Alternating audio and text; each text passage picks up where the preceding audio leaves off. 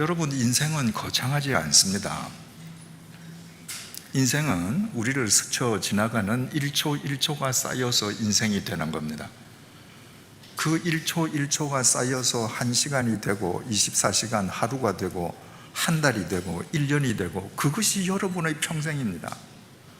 여러분들에게 소명 혹은 소명의 삶은 무엇입니까? 일상의 삶을 살던 사람이 목사로 부름받아서 신학교 가고 선교사에 결신을 하고 선교지로 가는 것,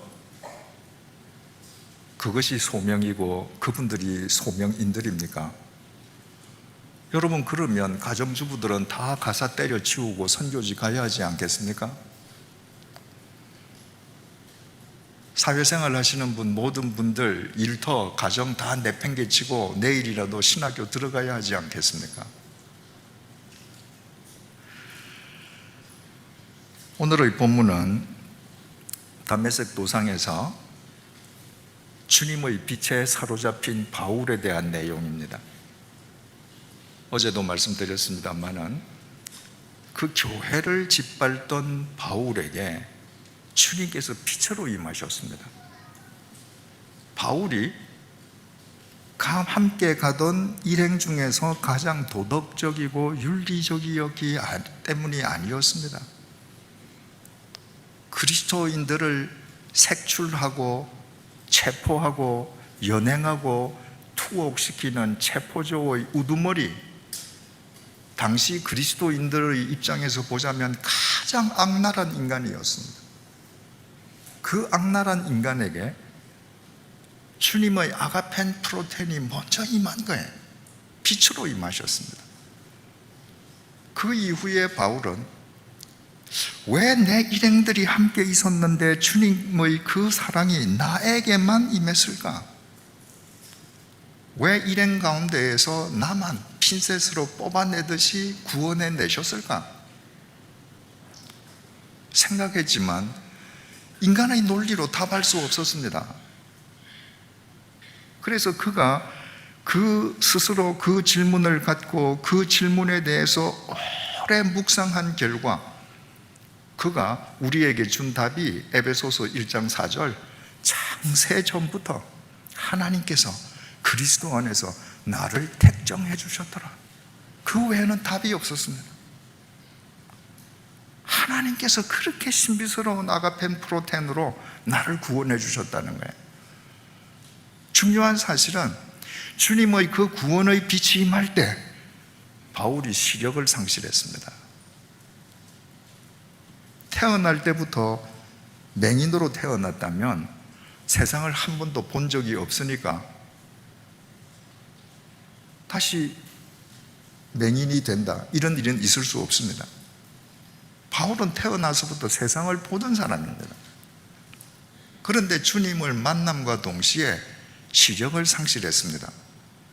얼마나 비수 같은 메시지입니까? 네가 주님을 알기 전에 본 거 다 무효라는 거예요. 네가 주님을 알기 전에 그토록 심취했던 것 다시 볼 필요 없다는 거예요. 다시 그런 것 때문에 네 인생 1초 1초를 허비해서는 안 된다는 것입니다. 조금 전에 주님을 만나기 전까지 바울은 다메섹에 있는 그리스도인들을 색출해서 체포해서 연행하는 체포조 우두머리라고 그랬습니다. 그러니까 한번 생각을 해보십시오. 예루살렘과 인근에 있는 예수 믿는 사람들 다 집어넣고 다메섹에까지 예수 믿는 사람들이 퍼져 있다는 이야기를 듣고 대제사장으로부터 영장을 받아서 지금 213km 떨어져 있는 그 길을 걸어가는 겁니다. 그 카리스마를 한번 생각해 보십시오. 번뜩이는 바울의 눈빛, 그리고 내 눈앞에 예수쟁이가 나타나기만 하면 남녀노소 빈부 귀천을 막론하고 내가 무조건 잡아서 예루살렘으로 끌어가리라 라는 그 카리스마 가득 찬 발걸음으로 걸어가지 않겠습니까? 그런데 시력을 상실했습니다. 자기 스스로 걸을 수가 없습니다. 혼자서 보무도 당당하게 걸어가던 바울을 다른 사람이 그의 손을 잡고 이끌어 주어야 했습니다. 네가 지금 걷던 그 길 다시는 걸으면 안 된다는 겁니다. 그 길을 또 가면 안 된다는 거예요. 왜? 그 길 가면서 출세할 수 있습니다. 그 길 가면서 명성을 떨칠 수 있습니다. 그 길 가면서 더 큰 집에서 살 수 있습니다. 그러나 그 길의 끝은 공동묘지입니다. 죽음의 길이에요. 그 길은 너 가면 안 된다는 거예요. 그래서 다른 사람이 지금 끌고 가는 겁니다. 다른 사람의 이끌림을 받아서 다메섹에 들어가서 바울은 사흘 동안 먹지도 마시지도 못했습니다. 식음을 전폐했습니다. 지금까지 살아온 삶을 위해서라면, 그런 삶을 되풀이하기 위해서라면 먹을 필요, 마실 필요도 없는 겁니다. 오늘 본문은 그 상황에서 시작합니다. 10절입니다. 그때에, 본문이 그때에 라고 시작합니다.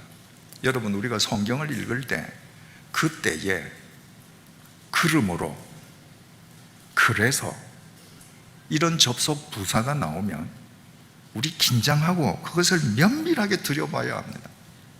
그런 접속 부사는 모두 시간과 공간을 초월하는 신비로운 주님의 섭리를 나타낼 때 동원되는 부사입니다. 이 그때는, 그때라는 이 단어 이전 상황과 그때라는 단어 이후의 상황이 동시에 일어났음을 강조하는 접속 부사 아닙니까? 그때, 지금 이 이전에 무슨 상황이 벌어졌습니까? 보무도 당당하게 카리스마에 가득 차서 다메섹으로 가던 바울이 주님을 만나서 시력을 상실하고 남의 손에 이끌려서야 다메섹으로 가서 먹지도 마시지도 못하고 있습니다. 세상 사람들이 보면요, 바울 인생 끝난 겁니다. 실패의 나락으로 떨어진 거예요. 젊은이가 시력을 상실하고 남이 이끌어주지 않으면 걷지도 못하고 먹지도 마시지도 못하는데 그 인생에 무슨 소망이 있겠습니까? 세상 사람들이 보면 인생의 나락으로 떨어진 바로 그때에 이후에 지금 무슨 일이 있다는 거예요. 하나님은 바울을 위해서 치밀하게 섭리하고 계신다는 거예요. 어떻게 섭리하시는가? 10절을 다시 보시겠습니다.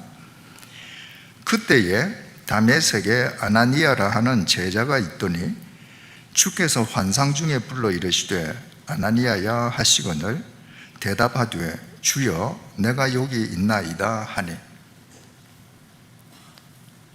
지금 주님께서 당신의 아가펜 프로텐으로 구원하시고 시력을 상실하고 식음을 전폐하고 있는 바울을 위해서 주님께서 지금 당신의 도구를 동원하십니다.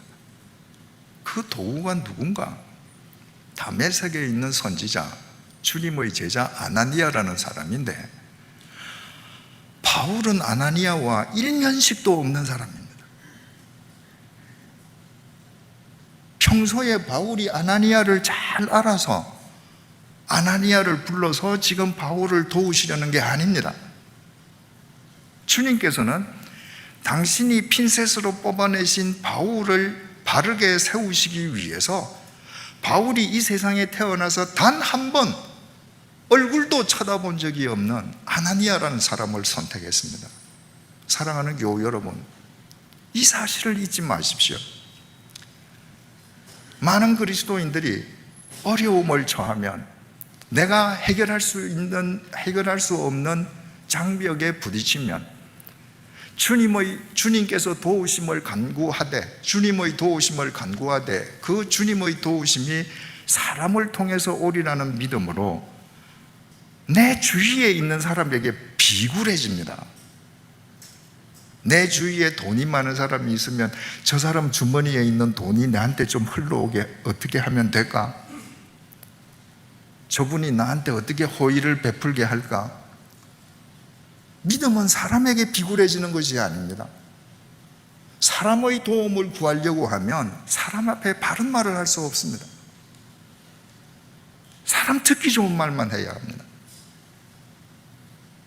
여러분, 바울을 구원하시기 위해서 주님께서는 바울이 단 한 번도 심세진 적도 없고 알지도 못하는 아나니아를 부르셨습니다. 여러분, 사람들 앞에서 당당하십시오. 주님 앞에서만 겸손하십시오. 여러분을 도우실 때 주님께서는 여러분들이 누구에게도 비굴하지 않도록 여러분들이 알지도 못하는 사람을 동원해서 여러분을 건져내실 것입니다. 11절입니다. 주께서 이르시되 일어나 집가라 하는 거리로 가서 유다의 집에서 다소 사람 사울이라 하는 사람을 찾아라. 주님께서 지금 아나니아에게 말씀하십니다. 아나니아야, 다메섹에 집가라고 이름 붙어져 있는 거리로 가서 거기에 유다 집을 찾아 거기에 있는 사울을 방문하거라. 사울은 바울의 옛 이름 아닙니까?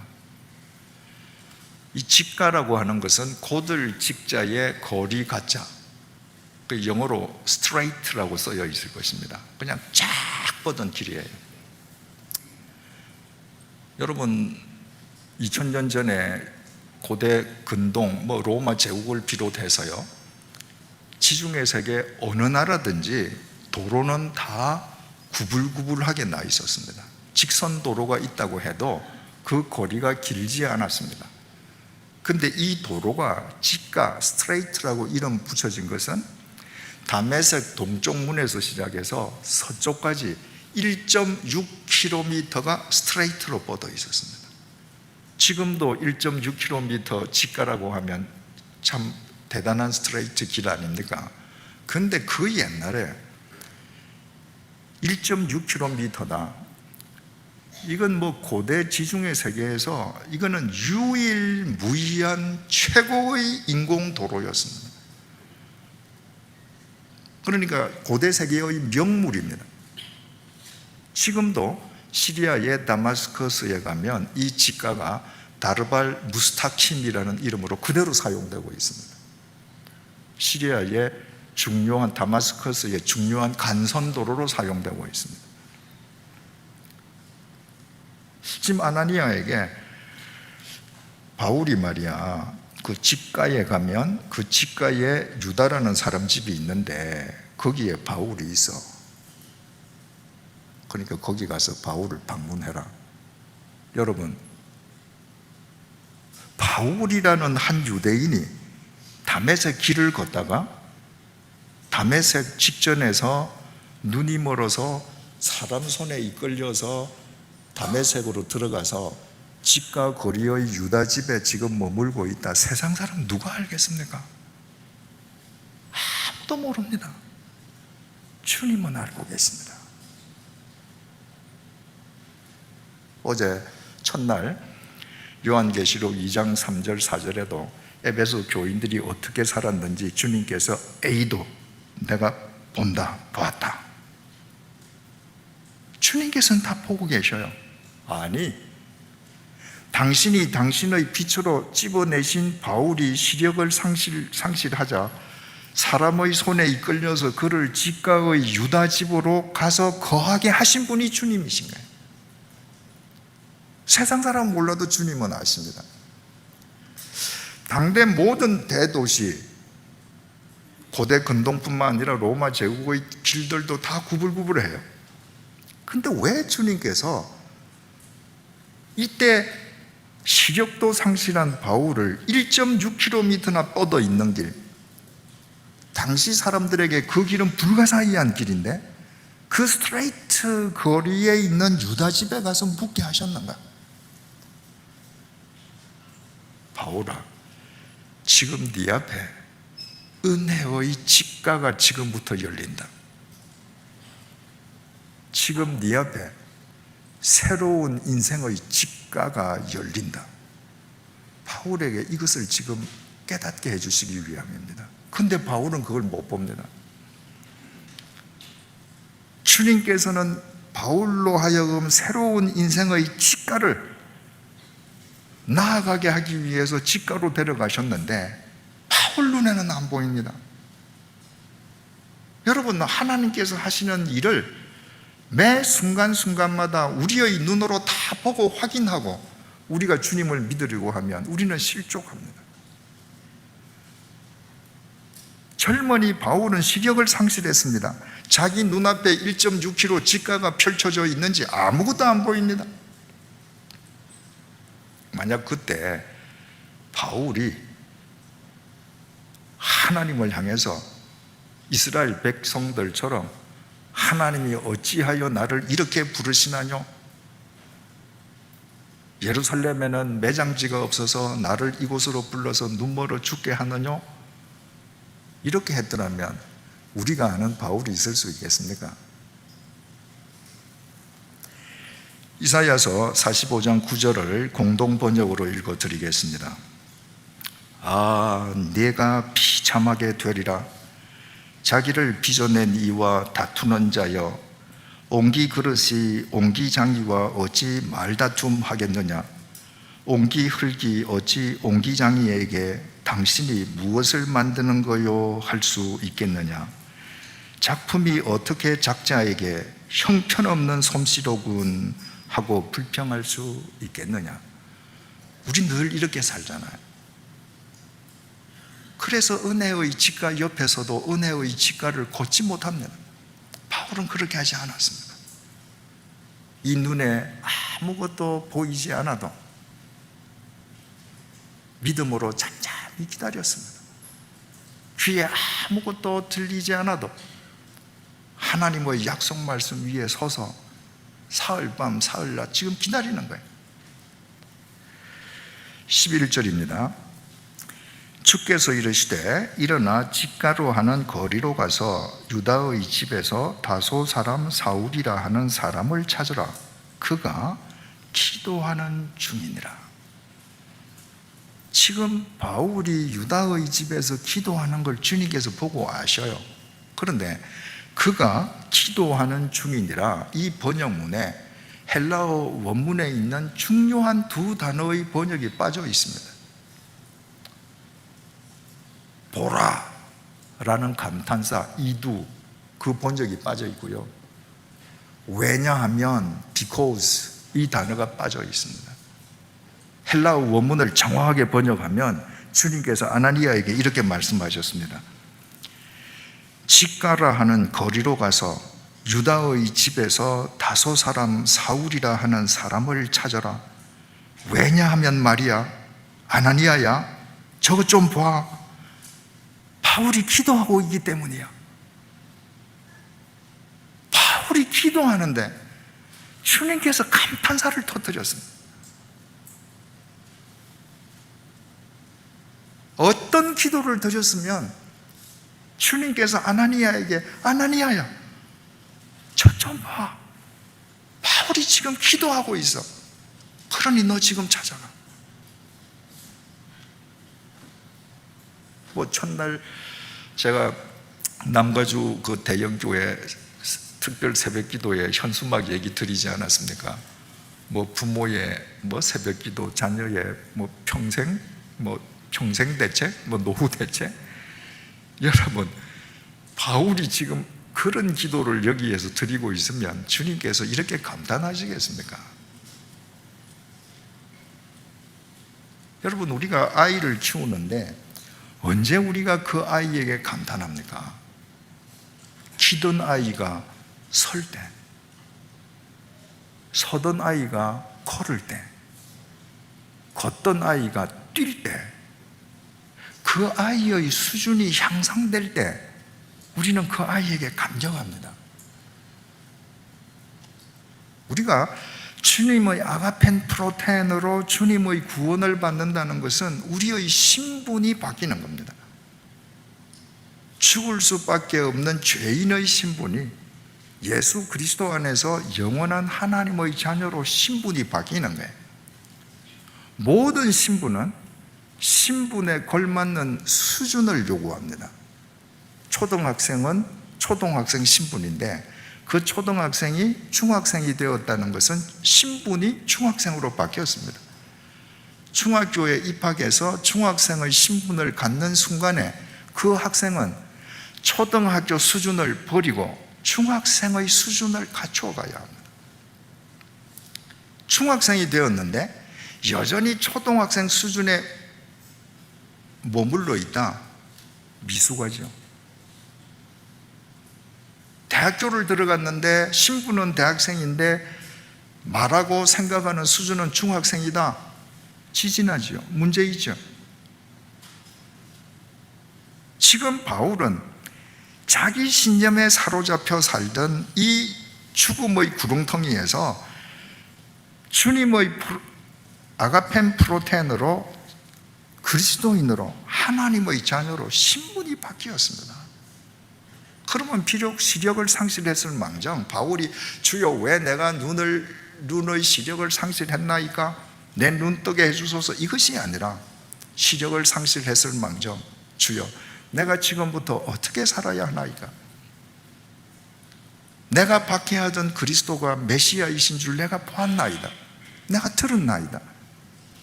이제부터 내가 어떻게 살아야 되겠습니까? 존재적인 기도 아니겠습니까?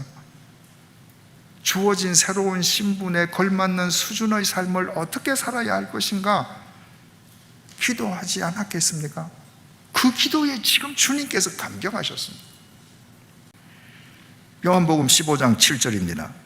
너희가 내 안에 거하고 내 말이 너희 안에 거하면 무엇이든지 원하는 대로 구하라. 그리하면 이루리라. 그리스도인들은 이 뒷구절만 좋아합니다. 무엇이든지 원하는 대로 구하면 이룬다는 거예요. 주님께서는 그렇게 말씀하시지 않았습니다. 너희가 내 안에 거하고, 이게 무슨 말이죠? 내가 포도나무인데 네가 포도나무 가지가 되어서 나한테 붙어 있고 내 말이 너희 안에 거하면 내 포도나무 진액이 너 가지에게 흐르면 네가 뭐든지 구해라. 여러분, 포도나무에 붙어 있는 나무 가지가 나는 포도나무지만 나는 사과를 좋아해. 농부요, 올해 사과 10개 해주세요. 100번 기도한들 그 이루어지겠습니까? 그런데 그 가지가 자기가 포도나무 가지인 것을 알아서 내가 좀 더 향기로운 포도, 좀 더 생명이 영원한 포도를 맺을 수 있게 해주세요 할 때 그 농부이신 아버지가 그 포도나무 가지의 소원을 들어주시지 않겠습니까? 여러분, 목사로서 여러분을 사랑하는 마음으로 간곡히 말씀드립니다. 여러분의 신앙 수준은 여러분의 기도 수준과 정비례합니다. 여러분이 평생을 예수 믿고 평생을 새벽 기도에 다녔어도 여러분의 기도가 먹고 사는 문제에 매여 있다면 여러분, 그것이 여러분 신앙 수준입니다. 여러분이 지금 가진 것이 없고 주머니가 비어 있고 내일 먹을 양식이 없다 할지라도 하박국 선지자의 말처럼 우리의 양이 없어도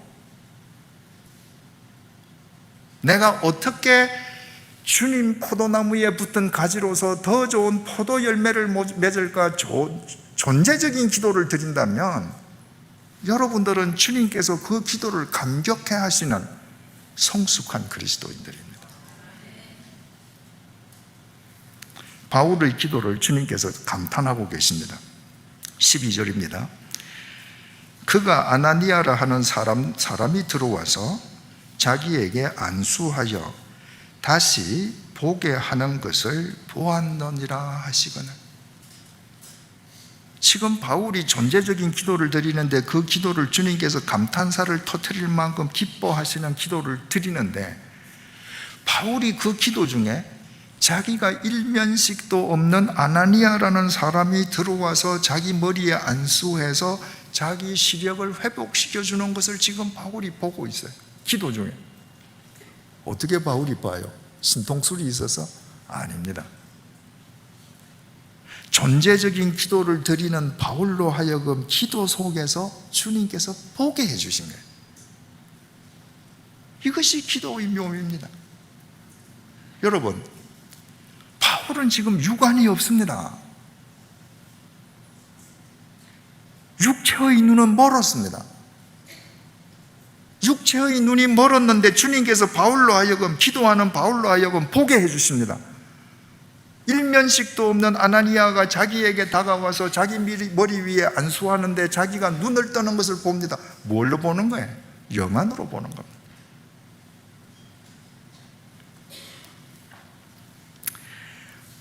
다메섹으로 그리스도인들을 잡으러 가는 바울에게 주님께서 빛으로 임하셔서 빛이신 당신을 보여주셨습니다. 주님께서 첫 번째 계시죠. 사도행전 22장 6절 보면 이때가 정오라고 그랬습니다. 낮 12시 정오면 태양의 빛이 가장 밝을 때 아닙니까? 그런데 사도행전 26장 13절 보니까 해같이 더 밝은 빛으로 주님께서 자기에게 임했습니다. 여기에 성냥불이 하나 있는데 촛불이 오면 성냥불은 어두워지죠. 촛불이 있는데 전기불이 있으면 촛불은 어두워집니다. 태양보다 더 밝은 빛이 오면 태양은 어둠이에요. 그 빛이신 주님을 보는 순간에 바울은 시력을 상실했습니다. 육안으로는 볼 수 없는 주님을 육안으로 봤기 때문에 처음 주님께서 자기를 보여주셨습니다. 두 번째로, 바울이 기도하는데 아나니아가 와서 자기에게 안수해서 눈이 열리는 것을 주님께서 또 보게 해주셨습니다.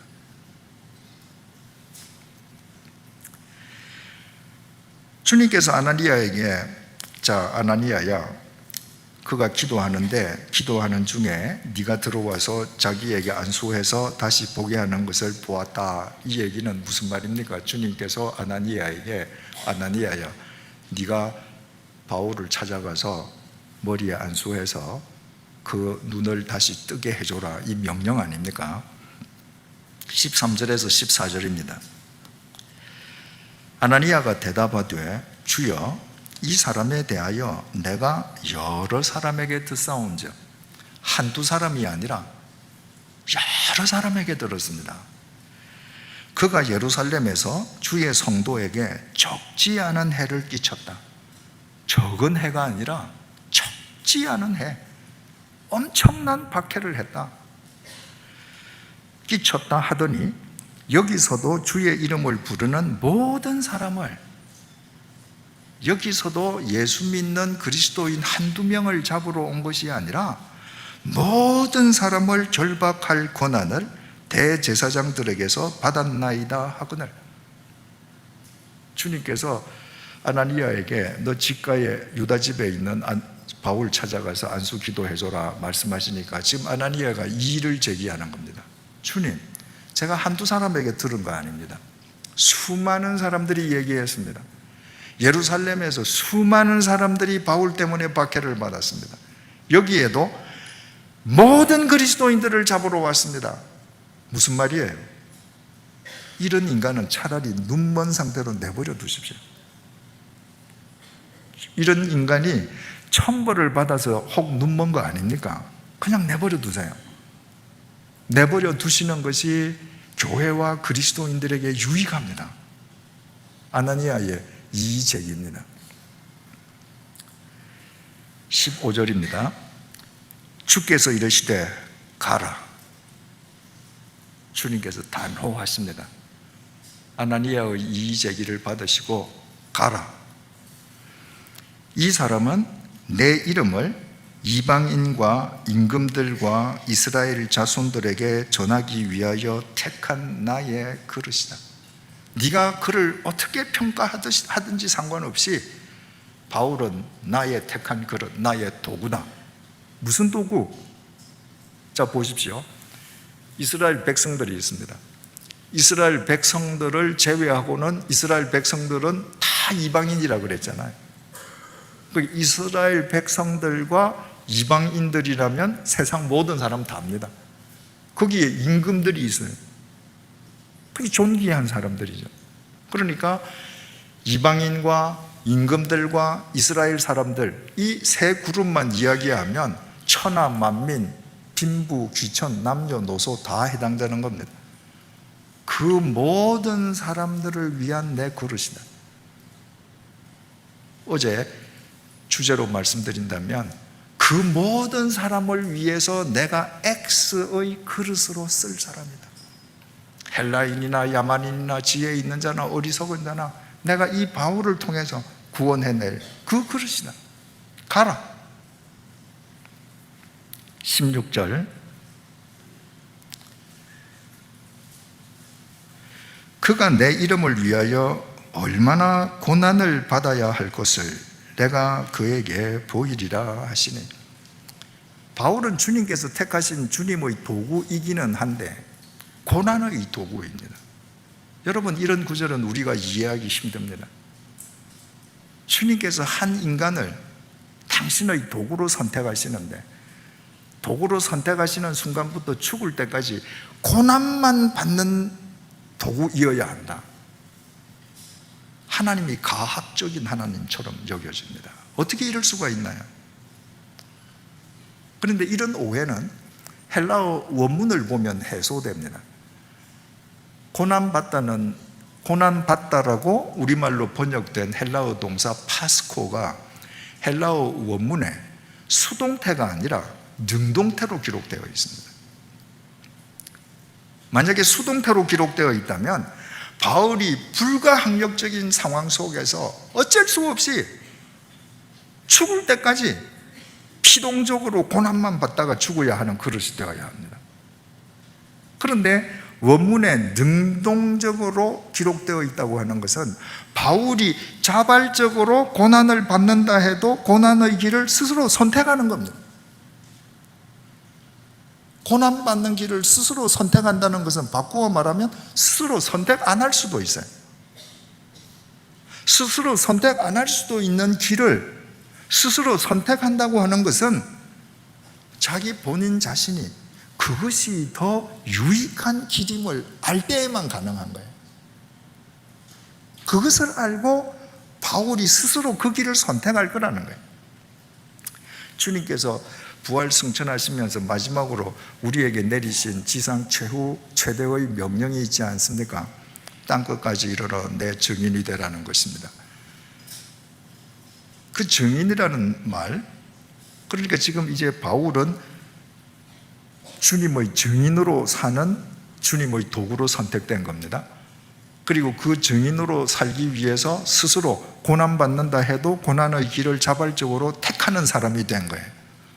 근데 이 증인이라는 말이 헬라어 원문에 마르티스라고 기록되어 있는데, 이 마르티스에서 파생된 말이 마터, 순교자입니다. 주님께서 말씀하신 증인은 자기의 이해관계에 따라서 적당하게 정언을 이렇게도 하고 저렇게도 하고 왜곡도 하고 가미도 하고 그런 증인이 아니고, 자기가 본 예수 그리스도 그 복음, 들은 복음을 바르게 정언하기 위해서 죽어도 좋다고 생명을 거는 증인입니다. 왜 생명을 걸어요? 왜 생명을 걸다가 죽어도 그 증인이 됩니까? 그게 사는 길이기 때문입니다. 주님께서 마태복음 16장 25절에서 이렇게 말씀하십니다. 누구든지 제 목숨을 구원하고자 하면 잃을 것이요 누구든지 나를 위하여 제 목숨을 잃으면 찾으리라. 사람들은 전부 자기에게 목숨을 걸어요. 근데 우리 각자가 뭐예요? 어제도 말씀드렸듯이 이거 썩어 문드러지는 고깃덩어리입니다. 우리 그럴듯하게 앉아 있죠. 몇십 년 후에 이거 없습니다. 다 썩고 없습니다. 내가 나에게 목숨을 거는 거는 썩어 문드러지는 고깃덩어리에 내 목숨 거는 겁니다. 망하는 거죠. 내가 예수에게, 예수의 증인이 되기 위해서 내 목숨을 거는 것은 죽음을 깨뜨리고 영원히 부활하신 그분에게 영원한 생명을 얻기 위해 내 생을 거는 겁니다. 그게 사는 길이에요. 그러니까 바울은 고난 당하는 길을 선택하지 않을 수도 있고 선택할 수도 있지만 왜 그 길을 계속 선택하는가? 그게 사는 길임을 아는 거예요. 어떻게 아는가? 16절을 다시 보시겠습니다. 그가 내 이름을 위하여 얼마나 고난을 받아야 할 것을 내가 그에게 보이리라 하시니, 주님께서 보여주시는 거예요.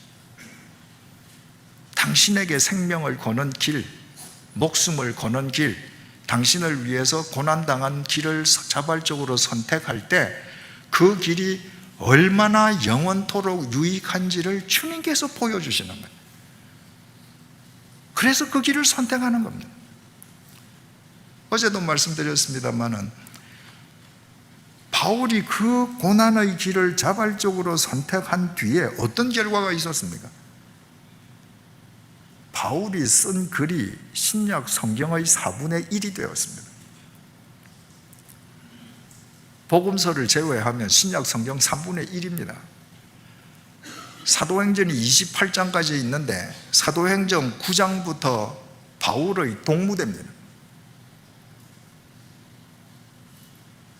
사도행전 9장부터 전부 바울이 무엇을 했는가, 바울이 어떻게 설교했는가, 바울이 핍박받고 모함받을 때에 어떻게 반응했는가, 그게 사도행전입니다. 그 바울 한 사람으로 인해서 로마 제국이 뒤집어졌습니다. 주님께서 시공을 초월해서 그걸 보게 하시는 겁니다. 바울은 그것을 보면서 잠시 고난이 온다 할지라도 자발적으로 그 길을 걸어가는 겁니다. 자, 주님께서 바울에게 빛이신 당신을 보여주셨습니다. 기도하는 바울에게 아나니아가 자기에게 와서 안수해서 다시 보게 하는 시력을 회복하는 것을 보게 해주셨습니다.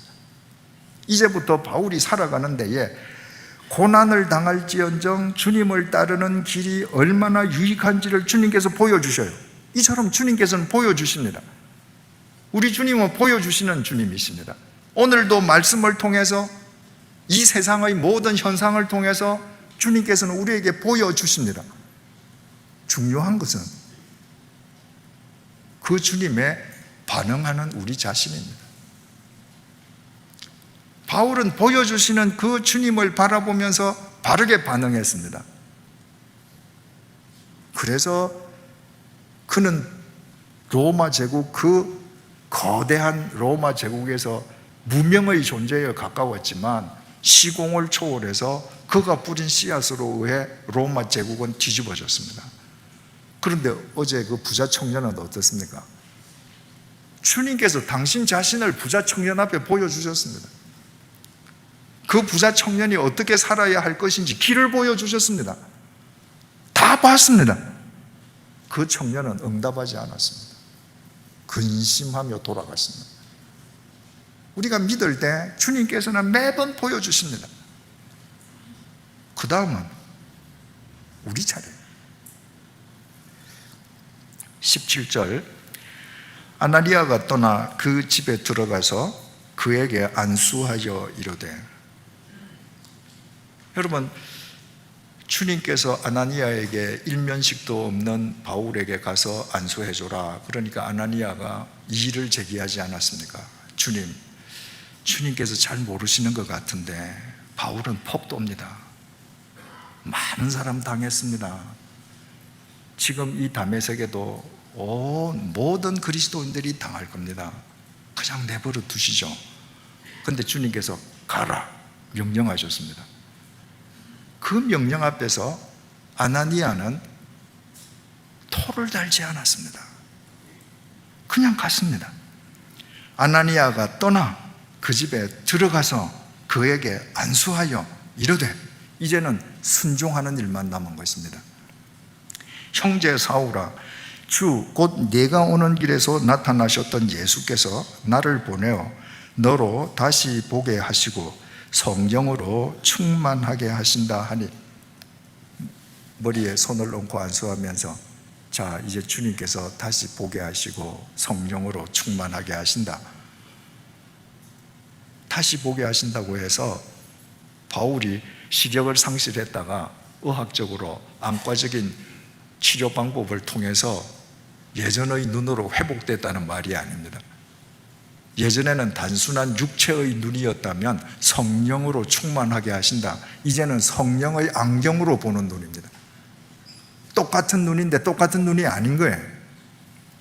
18절, 즉시 사울의 눈에서 비늘 같은 것이 벗어져.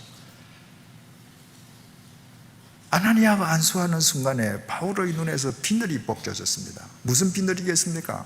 자기 욕망의 비늘, 자기 이기심의 비늘, 자기 중심의 비늘, 우리 눈에 끼어 있는 비늘입니다. 여러분, 중요한 사실은 이 비늘이 자기 욕망, 자기 이기심, 자기 중심의 비늘을 뒤집어 쓰고 사는 한 바울이 하나님 믿는 사람 아닙니까? 우리가 아무리 하나님을 믿어도 우리는 이 세상에 우리의 시선을 고정시키고 사는 외눈박이로 살아갈 수밖에 없습니다. 여러분, 하나님께서 우리에게 눈을 2개 붙여주셨음을 잊지 마십시다. 하나님은 우리에게 눈을 2개 주셨습니다. 그런데 우리는 자기 욕망과 이기심의 비늘을 스스로 뒤집어 쓰고 목전, 마치 외눈박이처럼 목전, 이 세상 이외에는 못 봅니다. 바울이 그랬습니다. 그런데 그 비늘이 벗어졌습니다. 18절입니다. 즉시 사울의 눈에서 비늘 같은 것이 벗어져 다시 보게 된지라. 비늘이 벗어지면서 바울이 다시 보게 되었습니다. 다시 보다, 헬라어 동사 아나블레포, 아나라는 접두사와 블레파라는 동사가 합쳐진 합성 동사인데, 아나라는 이 접두사는 다시라는 의미도 되지만 위로를 가리키는 전치사입니다. 바울이 다시 보게 되었다는 것이 아니라 비늘이 벗겨지면서 비로소 위로 향하는 눈을 가지게 되었습니다. 이제 2눈이 되었습니다. 한 눈으로는 세상을 보면서 한 눈으로는 주님을 보는 눈을 가졌습니다. 주님을 보는 눈을 보고 주님을 바라보면서 이 세상을 가야 할 길을 봅니다. 2눈들의 사람이 되었습니다. 18절, 즉시 사울의 눈에서 비늘 같은 것이 벗어져 다시 보게 된지라 일어나 세례를 받고,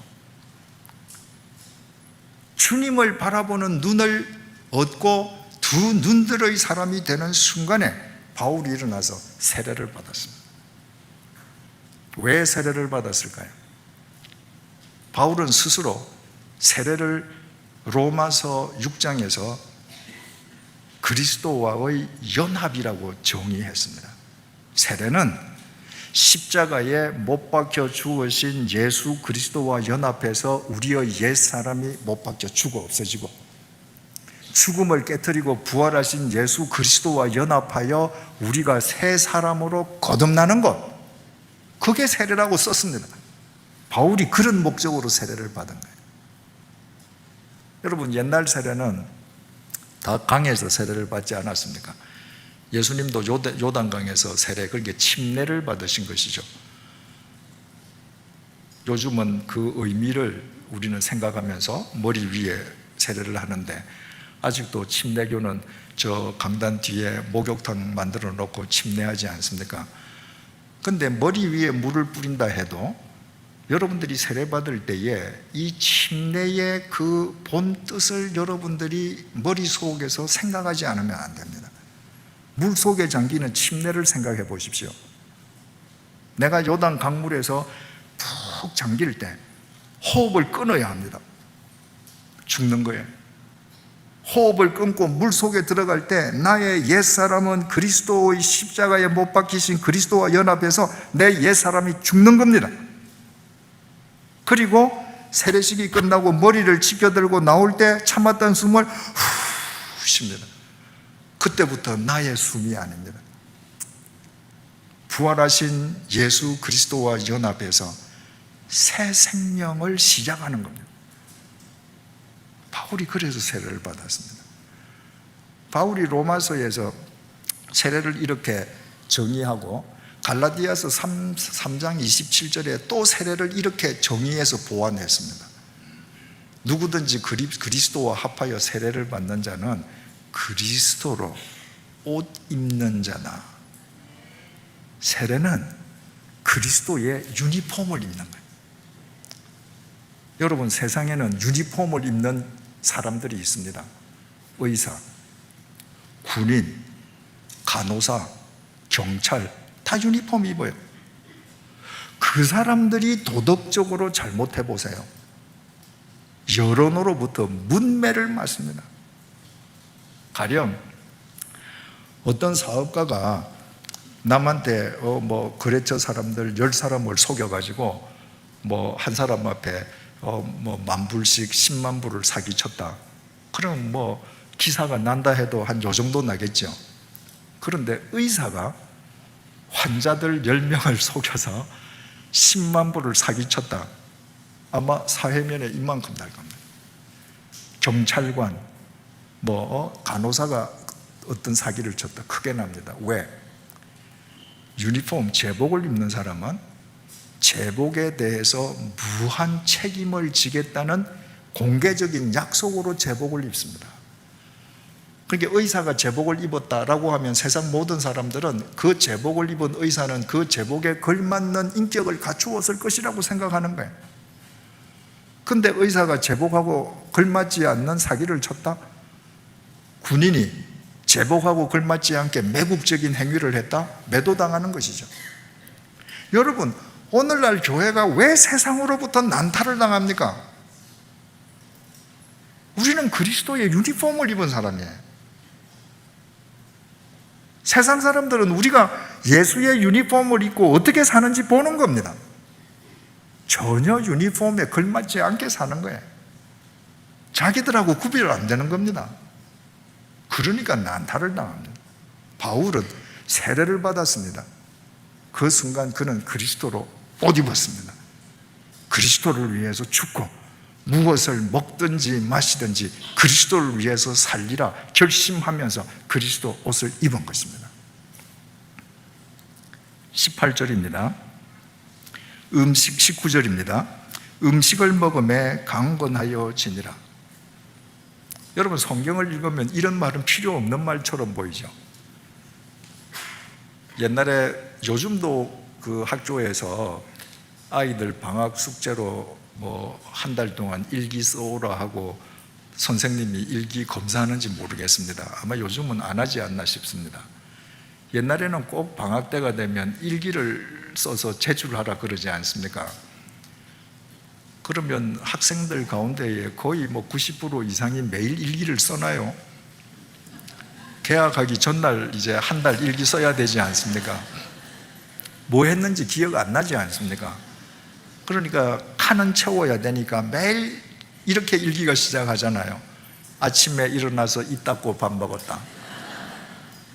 그렇게 써다가 좀 미안하면 오늘은 아침에 새로 산 치약으로 이 닦고 밥 먹었다. 언뜻 보면 이게 꼭 그런 구절 같아요. 음식을 먹고 강건하여졌다. 이 말은 꼭 있어야 되는 거예요. 식음을 전폐하던 바울이 세례를 받고 눈에 비늘이 벗어지고 아나블레포, 위를 바라보는 눈을 회복해서 두 눈들의 사람이 된 다음에 음식을 먹기 시작합니다. 일상의 삶으로 돌아갔습니다. 그런데 그 일상의 삶은 예전의 일상의 삶과는 전혀 다른 삶입니다. 예전의 일상의 삶이 외눈방이의 일상이었다면 지금은 두 눈들을 가진 사람의 일상, 예전의 일상이 세상을 목적으로 하는 일상이었다면 지금은 아나볼레포, 주님을 바라보면서 주님을 따르는 일상, 옛날의 일상이 내 야망을 쫓는 일상이었다면 지금은 주님의 그릇으로 살기 위한 일상, 바꾸어 말하면 일상의 소명의 삶이 시작된 것입니다. 우리는 오늘 이 본문을 통해서 소명과 관련해서 4가지의 가르침을 얻게 됩니다. 첫 번째 가르침입니다. 소명은 그리스도인에게는 하나님의 부르심을 받는 것입니다. 공무원에게 소명은 대통령의 부르심입니다. 대통령이 전화 한 통화 오면 이건 뭐 할렐루야죠. 이건 뭐 장관을 하라든가 뭔가 이건 승진이에요. 재벌 기업에 다니는 직원에게 소명은 기업 총수의 부르심입니다. 그리스도인에게 소명은 이 세상 그 어떤 인간의 부름도 아닙니다. 주님의 부르심이에요. 두 번째 가르침, 그리스도인에게는 크게 두 가지의 소명이 있습니다. 첫 번째 소명은 주님께서 우리를 구원해 내시는 구원의 부르심입니다. 이거 우리 다 받은 거예요. 아가펜 프로텐을 우리에게 임하게 하시고 우리를 불러내셔서 에클레시아 교회가 되게 하셨습니다. 두 번째 소명이 있습니다. 소명 이후의 소명입니다.